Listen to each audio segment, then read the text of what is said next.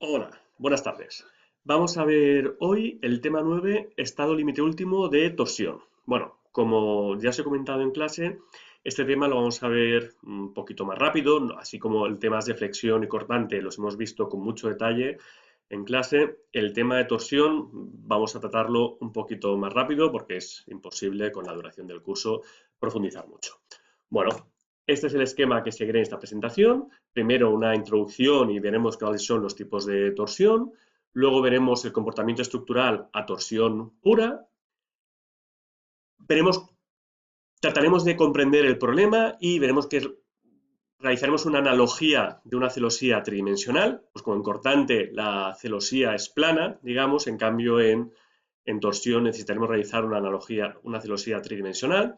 Veremos el tratamiento de instrucción española, la disposición de armaduras a torsión, que es muy importante y al final es lo que quiero que sobre todo os quedéis de esta parte.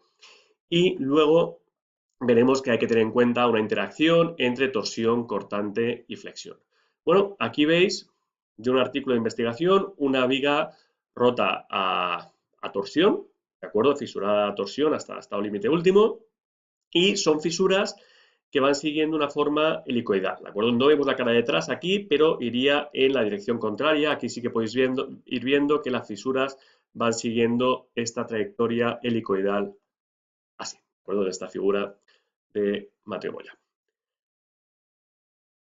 Bueno, antes de nada hay que recordar que hay dos tipos de torsión, ¿de acuerdo? Bueno, torsión de equilibrio, torsión de compatibilidad.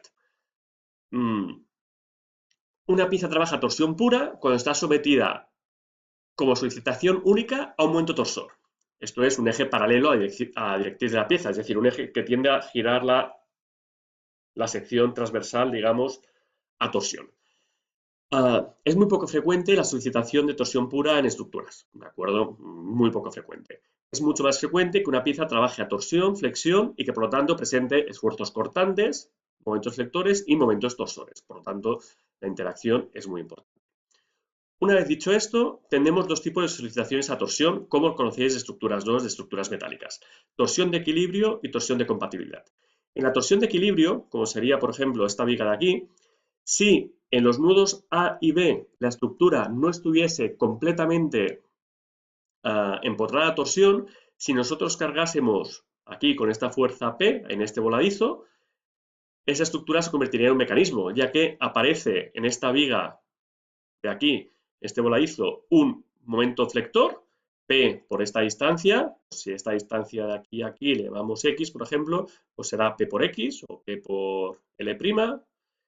Tenemos un momento torsor aquí. Y este momento flector, perdón, se tiene que convertir en torsor en esta viga AB. Si no resistimos el torsor, esto aquí giraría y sería un mecanismo, ¿de acuerdo? No sería una estructura, colapsaría, con lo cual la torsión de equilibrio sí o sí hay que calcularla y hay que resistirla, ¿de acuerdo? En cambio, la torsión de compatibilidad, fijaros que en este caso, esto es una viga que está aquí articulada y enlazada con esta otra viga y apoyada AB. Entonces aquí tenemos diferentes opciones. Si aquí podemos resistir momento torsor, pues la ley de momentos flectores aquí generaría un momento flector negativo que se convertiría en un torsor para la viga AB. En cambio, si la viga AB no está empotrada a torsión, pues la viga AB podría girar y esta viga se comportaría como biarticulada, ¿de acuerdo? Con lo cual tendríamos dos opciones. Tener un momento efector negativo en la viga C hasta aquí y este momento efector negativo transmitirlo como torsor en AB, o si la viga AB puede girar a torsión, pues que esta viga se comporte como y apoyada entre C y esta de aquí. En este caso, el torsión de compatibilidad, nosotros intentaremos que los momentos torsores sean de compatibilidad, ¿de acuerdo? Como vimos en estructura metálica. Y en ese caso, pues basta armar bien para que las fisuras a torsión no sean muy importantes y tenerlas controladas, pero no dependerá el equilibrio estático de la estructura del torsor. Bueno, aquí lo que os he comentado, torsor de compatibilidad y torsión de equilibrio. La torsión de compatibilidad es una torsión secundaria. La torsión puede considerarse una solicitación secundaria, ya que el trabajo a torsión de la pieza no es imprescindible para el equilibrio de la misma. o de otras piezas ligadas a ella, sino que es fruto de la compatibilidad de movimientos de la estructura. En este caso, suele ser suficiente colocar armadura mínima de piel para repartir y limitar la fisuración. En cambio, la torsión de equilibrio, que es esta que hemos visto aquí, es una torsión primaria y aquella solicitación de torsión que necesita ser resistida para garantizar el equilibrio de la estructura o parte de ella. En este caso, debe calcularse la armadura teniendo en cuenta que se trata de un estado límite último. Es decir, en el caso de torsión de compatibilidad, si no resistimos la torsión, pues tenemos deformaciones y la estructura logra otra situación de equilibrio, pero en el torsión de equilibrio, si no resistimos el torsor, la estructura colapsa, total o parcialmente. ¿Cómo se comporta un elemento estructural? Vamos a decir un elemento tipo viga, por ejemplo, sometido a torsión, en este caso a torsión pura. Bueno, experimentalmente lo que se ve es que si vemos el giro de la sección y el momento torsor, si no disponemos de armadura longitudinal y transversal, tendríamos la sección no fisurada, ¿de acuerdo? La sección aquí sin fisurar, y vamos creciendo hasta que fisura y colapsa. En caso de que no tengamos armadura longitudinal y transversal, ¿de acuerdo? En cambio, si ponemos armadura, pues también va a fisurar, una pieza de hormigón armado con armadura longitudinal y armadura transversal, va a fisurar, aumenta evidentemente el giro de la sección hasta que llegamos al torsor último. Aquí sería en la fase de prerrotura, cuando se produce la plastificación de la armadura, ya sea de la armadura transversal, de la armadura longitudinal o el agotamiento del hormigón comprimido. Si la sección fuera pretensada, pues claro, fisuraría más tarde. Entonces aquí la fisuración se produciría para un torsor más elevado, pero al final llegaríamos prácticamente a un comportamiento similar. ¿De acuerdo? Esto de aquí sería la fase elástica, la fase fisurada en el caso del hormigón armado, en el caso del hormigón pretensado la fase elástica llegará hasta más tarde y luego llegaremos al torsor último. ¿De acuerdo? Y la pieza colapsaría. Aquí estamos hablando del elemento sometido a torsión pura. Bueno, si vemos un elemento como por ejemplo este de aquí, fijaros cómo sería la fisuración. Esto está muy bien si cogéis una tiza circular y hacéis la prueba, sale perfectamente, ¿de acuerdo? Veréis que aparecen unas compresiones o unas tracciones. Bueno, esto no lo veréis, pero sí que veréis la superficie de rotura, que será exactamente con esta forma de aquí, helicoidal de aquí, ¿de acuerdo? Entonces, ¿veis cómo son las tracciones? Las tracciones no son totalmente transversales, sino que son transversales y longitudinales.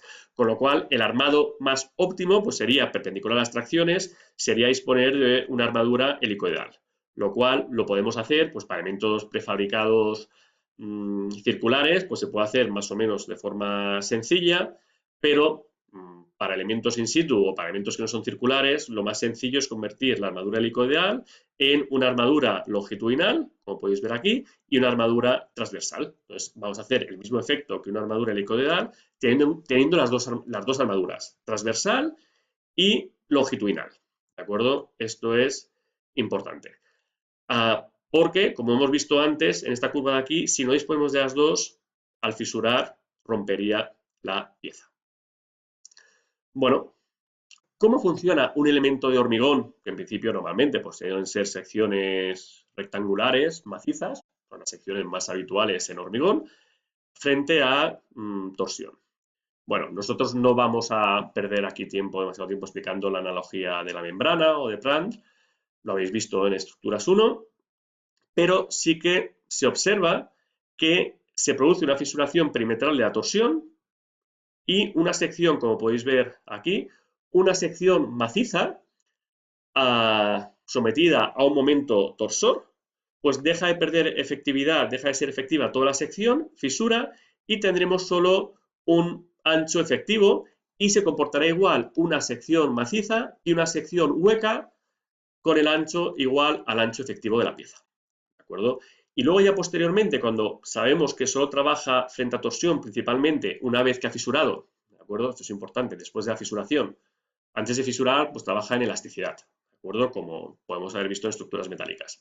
En cambio, después de fisurar, pues solo van a trabajar las paredes laterales y se produce pues, un flujo de tensiones tangenciales, digamos, en cada una de las paredes de esta sección eficaz hueca y se genera un mecanismo de bilas y tirantes, como lo que hemos visto en cortante, o el de Ritter y Morse, pero en cada pared, ¿de acuerdo? Con lo cual tendremos bielas comprimidas, como podéis ver, por ejemplo, en esta pared tenemos este flujo de aquí, del torsor, de tensiones tangenciales, se genera una biela comprimida aquí, seguirá inclinada por esta de aquí, seguirá por la cara de detrás, etcétera, irá dando la vuelta, y luego, pues por equilibrio en cada nudo, sale una fuerza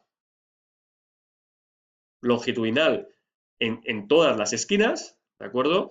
Y tenemos que poner armadura repartida en todo el perímetro, y después también pues saldrán los cercos, pues la armadura, como veis aquí, traccionada, pues para esta pared vertical, pues la armadura traccionada transversal aquí, para la pared vertical de la parte inferior, pues saldrá una armadura traccionada aquí, para la pared vertical del otro lado está de aquí y esta. Con lo cual la torsión, el cerco, trabajará todo el cerco, con lo cual es importante que el cerco cubra todo el perímetro de la pieza, ya que no es como a cortante, pues tenemos un cortante vertical, trabaja esta rama del cerco y esta rama de aquí, y las demás ramas son para el anclaje, o en el caso de la armadura en el paramento traccionado, pues también va a trabajar porque las bielas comprimidas se abren transversalmente, pero sí que a torsión van a trabajar las 4 ramas del cerco y luego habrá que anclarlo bien y tendrá que ser continuo en todo el exterior. Bueno, entonces aquí veis un poquito con más detalle las bielas comprimidas y por equilibrio pues sale que hace falta una tensión para poder hacer el equilibrio en este nudo, como esto es 3D, pues hace falta una armadura transversal y una armadura longitudinal. ¿De acuerdo? Vamos a llamar a Z la distancia entre en cada celosía de esta 3D, tenemos una celosía en este plano, otra celosía en este plano y lo mismo en los planos de detrás, Z, pues que normalmente lo tomamos como 0,9D, como sabéis, 0,9 el canto efectivo, es la distancia entre el cordón traccionado y el cordón comprimido. Porque luego, al final, esto estamos hablando ahora de torsión pura, pero vamos a combinarlo con flexión y vamos a combinarlo con cortante. Entonces, será necesario realizar 3 comprobaciones básicas. Momento torsor de agotamiento por compresión del hormigón. Las bielas comprimidas pueden agotar. Aparte, las bielas comprimidas, claro, trabajan solo, perdonad, en una sección hueca, eficaz, con lo cual habrá que comprobar este agotamiento por compresión del hormigón. Un momento torsor de agotamiento de las armaduras transversales, ¿de acuerdo? Agotamiento de esas armaduras transversales de aquí, que es el que llamamos T sub U2, y un momento torsor de agotamiento de las armaduras longitudinales. Aquí en el equilibrio, evidentemente, se traccionan las armaduras en este nudo y aquí, en este cordón de aquí, y en este cordón de aquí, y en los otros lados, y habrá que poner unas armaduras longitudinales repartidas en todo el perímetro para controlar bien la fisuración. ¿De acuerdo? Entonces, ya veis que tendremos que hacer 3 comprobaciones. ¿Cuál es el tratamiento de la instrucción EH? ¿De acuerdo? Bueno, pues como hemos visto, pues se basa en la teoría que hay detrás, plantea una celosía tridimensional y una vez que obtiene el perímetro eficaz, pues puede calcular las tensiones tangenciales en el perímetro y plantear por equilibrio, es un tema de exclusivamente equilibrio, la celosía. ¿De acuerdo? Nosotros no vamos a deducir las fórmulas por falta de tiempo, pero son deducibles, puedes consultar cualquier libro de hormigón para tener la deducción. Entonces, la resistencia a torsión de las secciones se calcula utilizando una sección cerrada de pared delgada. Área de la pieza considerada maciza, convirtiendo así a efectos de cálculo la sección en una sección hueca. Entonces, esta sección de aquí, que tenéis maciza de A por B, la vamos a considerar a efectos de cálculo una sección hueca de A por B, las mismas dimensiones, pero de espesor eficaz H sub P. Como podéis ver aquí, espesor eficaz H sub P.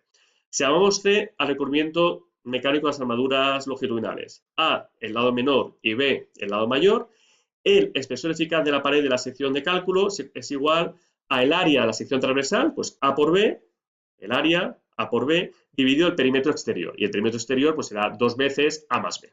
¿De acuerdo? Esto es lo primero que tenemos que hacer, determinar el espesor eficaz.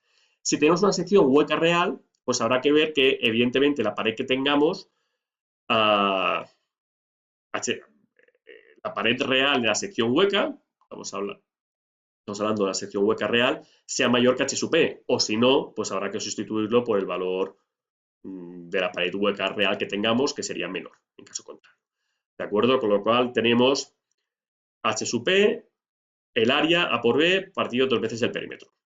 Entonces, en una sección como esta, si armásemos con un cerco como aquí y una rama vertical que evidentemente habría que anclar, a torsión solo sería eficaz, evidentemente, la armadura que está en la sección hueca eficaz.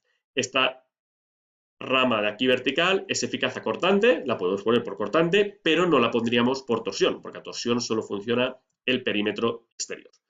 ¿De acuerdo? Entonces, este perímetro tiene que estar la pared de cálculo considerada, este efector de aquí, h sub p, el espesor eficaz tiene que ser mayor que 2 veces el recubrimiento mecánico y menor que el espesor real de la sección en caso de ser una sección hueca real, como os he dicho anteriormente. Lo tenéis escrito por aquí abajo. Bueno, entonces, algunas definiciones que harán falta después por el cálculo, que vienen de la analogía de la membrana. El área encerrada por la línea media le llamamos A sub P, ¿de acuerdo? Que sería, pues, de nuestra sección hueca eficaz, sería esta de aquí con el espesor H sub P, toda esta área de aquí que estoy rayando sería, toda esta área de aquí, la sección hueca eficaz, pues A sub P, cogemos la línea media,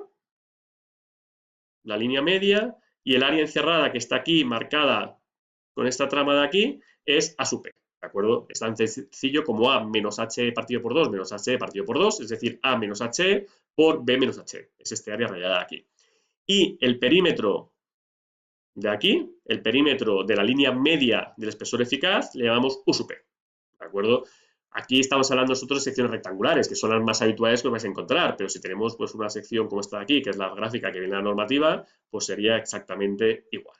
Entonces vamos a utilizar el perímetro del área media y el área encerrada por la línea media.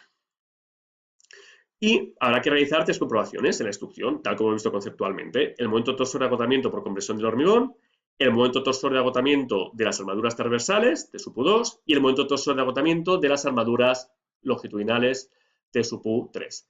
Viene de considerar el equilibrio en 3 dimensiones, o la celosía tridimensional, teniendo en cuenta las tensiones tangenciales que circulan por la sección ficticia que estamos haciendo de pared delgada, ¿de acuerdo? De espesor H sub P. Entonces, el torsor de cálculo resistido por el hormigón, el que produce el agotamiento de la biela comprimida, bueno, las bielas siempre son comprimidas, es T sub D solicitación menor o igual que respuesta, T sub D menor o igual que T sub 1, y bueno, es esta fórmula de aquí, sale por equilibrio, en el que la biela trabaja para hormigón convencional a una tensión de 0,6, la resistencia de cálculo del hormigón, para hormigón de alta resistencia rebajamos un poquito este valor, y luego un coeficiente alfa que depende del confinamiento que produce la armadura, que en general va a ser 0,6 si tenemos un perímetro en el exterior de armadura, pero si tuviésemos 2 cercos que por tanto confinan esta pared hueca eficaz, esta pared eficaz, si tuviésemos 2, pues alfa sería 0,75 porque va a confinar mejor el hormigón. Y luego, pues dependerá del ángulo que nosotros escojamos para las bielas comprimidas. En el caso de torsión, pues es directamente una solución de equilibrio, dependerá de cotangente de teta, cotangente del ángulo de las bielas comprimidas, se puede considerar cualquier valor entre 0,5 y 2, y nosotros en esta asignatura, de forma general, adoptaremos el valor de 45 grados, porque es el que en cortante nos va a permitir tener en cuenta la contribución del hormigón, que para la práctica constructiva de España es conveniente, ¿de acuerdo? Que utilizamos bastante vigas anchas en la edificación. Si no, pues podemos ir a cotangente teta igual a 2, un eurocódigo 2 se podría llegar hasta 2,5 el valor de la cotangente de teta, ¿de acuerdo? Este ángulo teta está entre 26,5 y 63,4 grados en el caso de estos ángulos. Normalmente, si no tenemos tracciones, estaríamos entre un valor de 1 y 2. Si cogéis 1, es totalmente compatible con el cortante de tener en cuenta la contribución del hormigón y se simplifica un poco la ecuación. En caso de tener axil, pues este coeficiente K, que en general vale 1, tomaría otro valor. Fijaros, para 45 grados estamos dando la máxima resistencia de las bielas comprimidas. A medida que aumentamos con tangente θ hasta 2, pues va a disminuir, este valor de aquí disminuye, con lo cual las bielas comprimidas resistirían menos, evidentemente porque van a estar más inclinadas, a cambio de ser mayor la componente T2 y T3, como veremos a continuación. Aquí veis la comprobación de tracción de la armadura transversal de los cercos. Esta es la ecuación que nos sirve para calcular los cercos. Y, bueno, T2 también por equilibrio, teniendo en cuenta las tensiones tangenciales en el perímetro de la sección hueca eficaz, pues sale esta expresión de aquí. Se recomienda limitar en la instrucción la resistencia de cálculo de acero, al ser un mecanismo de bielas tirantes, a 400 newtons milímetro cuadrado, y en función del cotangente θ que hayamos elegido, hay que elegir uno para todo el problema de cortante y torsor, pues nos darán más o menos armadura, ¿de acuerdo? Porque esta fórmula disminuirá. Fijaos, si cogemos 45 grados, pues esto de aquí vale 1. Si cogemos un ángulo menor, pues con tangente θ puede valer en la normativa española hasta 2, con lo cual dará menos armadura a torsión, pero las bielas resistirán menos, ¿de acuerdo? Al final tenemos que cumplir todas las ecuaciones. De aquí, para despejar, yo lo que os recomiendo es que os quedéis con este coeficiente. A sub t, esta sub t es el área de las armaduras utilizadas como cercos, ¿de acuerdo? Y a sub t partido S sub t sería el área de armadura utilizada como cerco por unidad de longitud. Yo os aconsejo que cuando apliquéis la desigualdad, T sub d menor o igual que T sub u2, os quedéis con este coeficiente de aquí, porque entonces lo podéis comparar con el de cortante y podéis sumarlo de forma correcta con la armadura de cortante, teniendo en cuenta que a cortante podemos tener ramas intermedias y en cambio a torsor solo funcionan las exteriores. Por lo tanto, es importante recordar y diferenciar el comportamiento de un armado transversal a cortante y torsor. Por ejemplo, aquí, este cerco de aquí con una rama vertical, hay que poner los anclajes aquí, esto a cortante son 3 barras trabajando, pues son redondos del 6, por ejemplo, redondos del 8, pues son 3 redondos del 8 trabajando a cortante.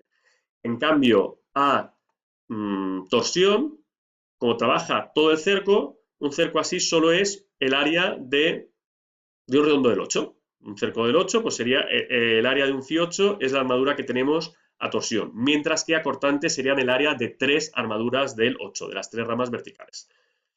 ¿De acuerdo? Si no tuviésemos esta aquí, pues serían 2 ramas verticales. ¿De acuerdo? Como aquí está hecho, está en discontinua, está hecho con 2. Pero si tenemos una aquí, trabajaría a cortante, pero no trabajaría a torsión. Bueno, y por último, hay que comprobar o calcular la armadura longitudinal. Normalmente la armadura longitudinal, bueno, la principal viene por flexión y luego habrá que añadirle, evidentemente, la de torsión. Y aquí es una armadura que vamos a repartir en todo el perímetro.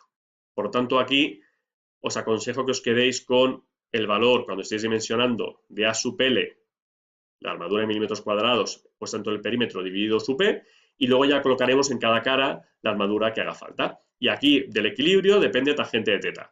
Con lo cual, si cogemos 45 grados, esta tangente de θ vale 1. Si cogemos con tangente de θ igual a 2, estaríamos aquí, pues este valor vale menos. Es decir, cuando inclinamos, las bielas resisten menos, la armadura longitudinal resiste menos, con lo cual necesitamos más armadura longitudinal al inclinar. Yo recomiendo coger con tangente θ igual a 1 y así podemos hacer con la instrucción H el cálculo de cortante y de torsor perfectamente. También, como es un sistema de bielas tirantes, se recomienda limitar la armadura a 400 newtons milímetro cuadrado. Y aquí va a depender del perímetro de la línea media sección eficaz de cálculo a sub P. Este perímetro sub P lo hemos visto anteriormente. Bueno, ¿cómo se dispone la armadura? Tendremos cercos y armadura longitudinal. La armadura longitudinal se dispone repartido en el perímetro, ¿de acuerdo?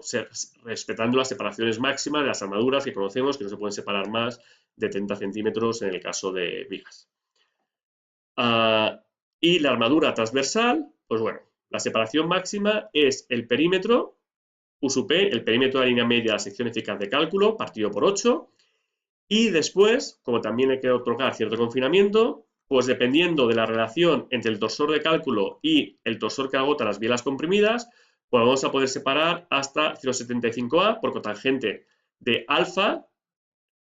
¿De acuerdo? Aquí no sé por qué sale un A, porque esta presentación esto era un alfa. ¿De acuerdo? Aquí tenemos alfa, alfa y alfa, que es la inclinación de las armaduras. ¿De acuerdo? Esto lo podéis ver en la instrucción. Y la separación será, pues en principio, si el torsor solicitante es pequeño comparado con T sub 1, menos del 20%, 0,75A, 0,60A o 0,30A, siendo A la menor dimensión de los lados que conforman el perímetro U sub P. ¿De acuerdo? No es el del lado de la sección, sino del perímetro U sub P. Entonces, la armadura a torsión en general, por este valor de aquí, por estos de aquí, va más junta que la armadura de cortante. Y se nota, los elementos sometidos a torsión, pues tienen las armaduras bastante juntillas. Debería ser el esquema de las armaduras, ¿de acuerdo? Esta sería la armadura principal, esto aquí hay un refuerzo, con barra transversal soldada, en este caso, aquí a la armadura de negativos, este pilar recoge algo de negativos, aquí veis la armadura de los pilares, con dos familias para evitar el pandeo de la armadura longitudinal. Es un ejemplo cogido de esta página web que tiene ejemplos de detalles de armado muy interesantes. Building How. Bueno, y por último, hay que tener en cuenta la interacción entre torsión, cortante y flexión. ¿Por qué tener en cuenta? Porque fijaros, a torsión estamos hablando de una armadura longitudinal que evidentemente habrá que sumarle a la armadura longitudinal de flexión en la cara traccionada. Pero en la cara comprimida tenemos un momento flector que nos comprime, flexión positiva, pues la cara superior, y un momento torsor que nos tracciona la cara superior. Pues podremos, entre comillas, a esta tracción restarle la compresión, y si queda comprimida, pues podríamos evitar la armadura por torsión en la cara comprimida, ¿de acuerdo? Porque tenemos si son simultáneas la torsión y el momento flector, pues evidentemente se van a combinar. En la zona traccionada, debido a flexión compuesta, las armaduras longitudinales por torsión se sumarán a las necesarias por flexión y, si hubiese una tracción, pues por tracción. O si es un momento flector y una compresión, pues la que salga resultante atraccionada se puede asumir. En la zona comprimida, las fuerzas de tracción del torsor y de compresión de la flexión podrían llegar a anularse. ¿De acuerdo? Podéis ver el procedimiento en la instrucción. En caso de dudas, pues, a ver, si disponéis de armadura de torsión, pues no pasa nada porque evidentemente sería un cálculo conservador, digamos, pero sí se puede reducir siguiendo las indicaciones de este apartado de aquí. Y luego tenemos que combinar, evidentemente, la torsión con el cortante. Las armaduras se sumarán, es decir, no vamos a poner un cerco para torsión y unos cercos para cortante, sino que vamos a sumar las cuantías que obtengamos en el cálculo. Eso es importante, teniendo en cuenta el área efectiva torsión, que es diferente al área efectiva cortante, ¿de acuerdo? A cortante, todas las ramas verticales que tengamos para un cortante vertical, y a torsión, solo una rama que es todo el cerco dando la vuelta. Si tengo que utilizar el mismo ángulo de las bielas θ para torsión y para cortante, en esta asignatura os recomiendo considerar 45 grados, se pueden tomar otros valores, a veces es interesante tomar otros valores, pero estamos haciendo el tema, este tema de forma muy rápida y más o menos simplificada. Entonces las armaduras calculadas se sumarán, como os he contado, y luego hay que tener en cuenta que tenemos unas bielas comprimidas por cortante y unas bielas comprimidas por torsión, que en una de las paredes se van a sumar y hay que tener en cuenta la interacción, que se hace una interacción circular con un exponente beta, como podéis ver aquí. Aquí es el torsor solicitante dividido el torsor que agota la biela, el cortante solicitante dividido el cortante que agota la biela, el valor exponente beta. ¿De acuerdo? Que depende de la relación entre el ancho de la pared hueca eficaz y el ancho total. Y hasta aquí el tema explicado de forma muy sucinta de la torsión, que es un problema complejo y en algunos casos, pues que cuando tenemos estructuras curvas, por ejemplo, que pueden generar torsiones importantes, o tenemos alguna torsión importante, pues habrá que verlo con detalle. ¿De acuerdo? Acordaos siempre cómo es la fisuración, la disposición de las armaduras, hace falta torsión, armaduras transversales y armaduras longitudinales, y que tendremos que tener en cuenta una interacción de los esfuerzos. Y esto es todo de este tema. Haremos un ejercicio sencillito de disposición de armadura, pero en esta asignatura la torsión, el tema de torsión puede entrar a nivel teórico. Me interesa que lo conozcáis bien, que entendáis cómo funciona una viga que trabaja torsión, pero no vamos a dedicar mucho tiempo de práctica. Muchas gracias.